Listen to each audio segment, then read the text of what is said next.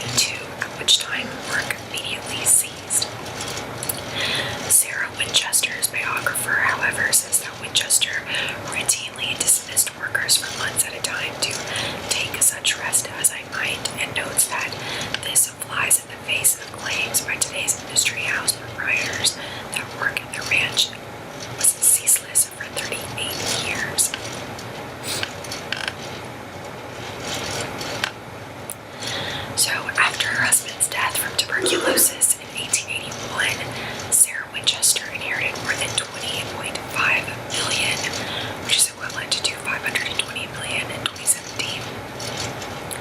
She also received nearly 50% ownership of the Winchester Repeating Arms Company, giving her an income of roughly $1,000 per day, equivalent to $25,000 a day in 2017. These inheritances gave her a tremendous amount of wealth, which she used to fund the ongoing construction.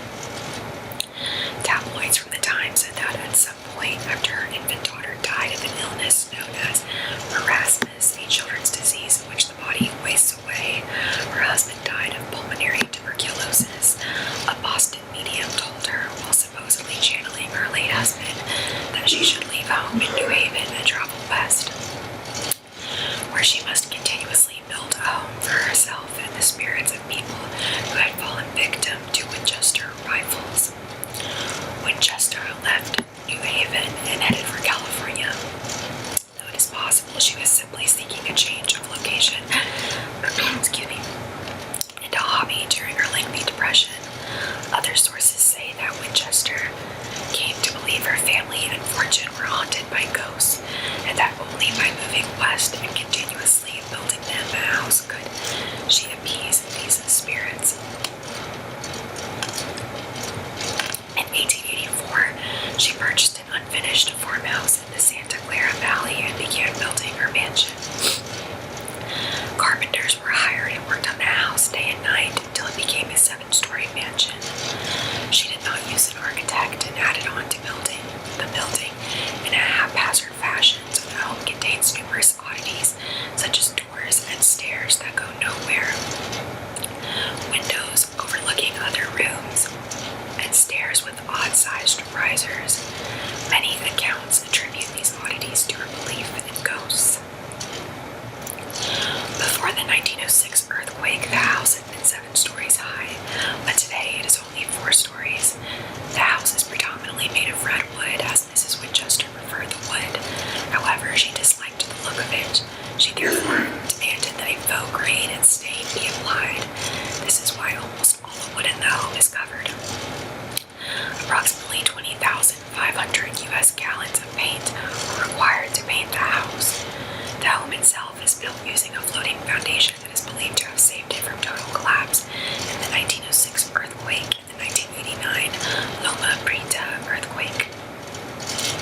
This type of construction allows the home to shift freely as it is not completely attached to its brick base. There are roughly 161 rooms, including 40 bedrooms, 2 ballrooms, 1 completed and 1 unfinished, as well as 47 fireplaces, over 10,000 panes of glass, 17 chimneys, with evidence of 2 others, 2 basements, and 3 elevators. Winchester's property was about 162 acres at one time, but the estate has since been reduced to 4.5 acres. The minimum necessary to contain the house and nearby outbuildings. It has gold and silver chandeliers and inlaid parquet floors and trim, and a vast array of colors and materials. Due to Mrs. Winchester's debilitating arthritis, special easy riser stairways were installed as a replacement for her original steep construction. This allowed her to move about her home freely, as she was only able to raise her feet a few inches high. There was only 1 working toilet for Winchester, but all of the restrooms were decoys to confuse spirits. This is also the reason why she slept in a different room each night. The home's conveniences were rare at the time of its construction. These included steam and forced air heating, modern indoor toilets and plumbing, push-button gas lights, and Mrs. Winchester's personal and only hot shower from indoor plumbing. There are also 3 elevators, including an Otis electric, and one of which was powered by a rare horizontal hydraulic elevator piston. Most elevator pistons are vertical to save space, but Winchester preferred the improved functionality of the horizontal configuration. Mrs. Winchester never never skimped on many adornments that she believed contributed to its architectural beauty. Many of the stained glass windows were created by the Tiffany Company. Some were designed specifically to her, and others by her, including a spider web window that featured her favorite web design, the repetition of the number 13, another of her preoccupations. This window was never installed, but exists in the so-called $25,000 storage room, so named because its contents were originally appraised at a value of $25,000. The value today is inestimable, but $25,000 originally appraised would be equivalent to $366,000 in 2017. A second window was designed by Tiffany himself, so that when sunlight strikes the prismatic crystals, a rainbow is cast across the room. The window was installed in an interior wall in a room with no light exposure, preventing the effect from being seen.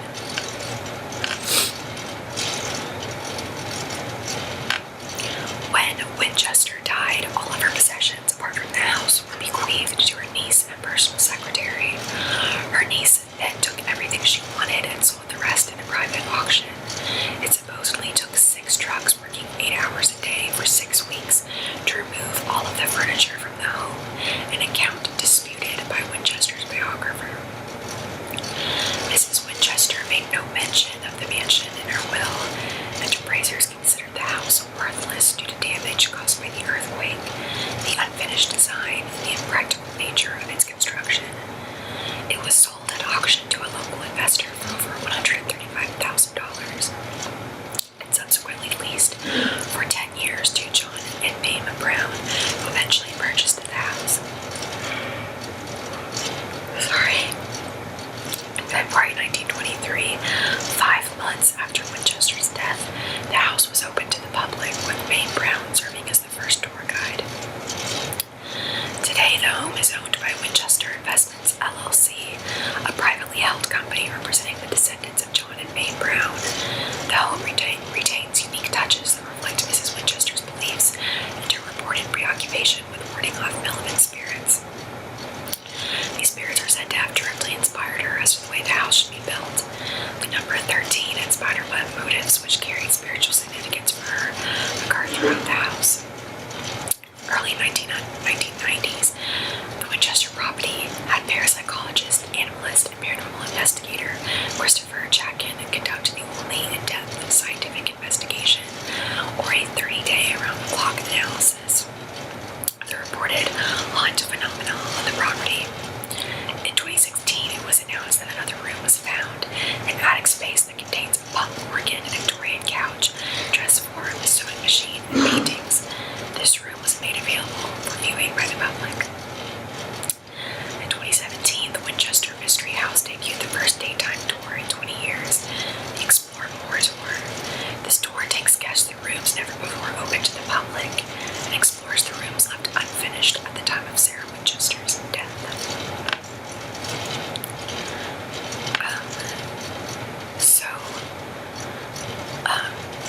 It was Helen Mirren. It says in 2017, filming took place on the property for the film Winchester, featuring Helen Mirren as Sarah Winchester. The film was released on February 2nd, 2018. So yeah, that is it for the case of the Winchester Mystery House.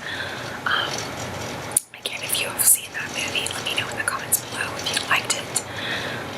Otherwise, let me know also in the comments below, or send me a direct message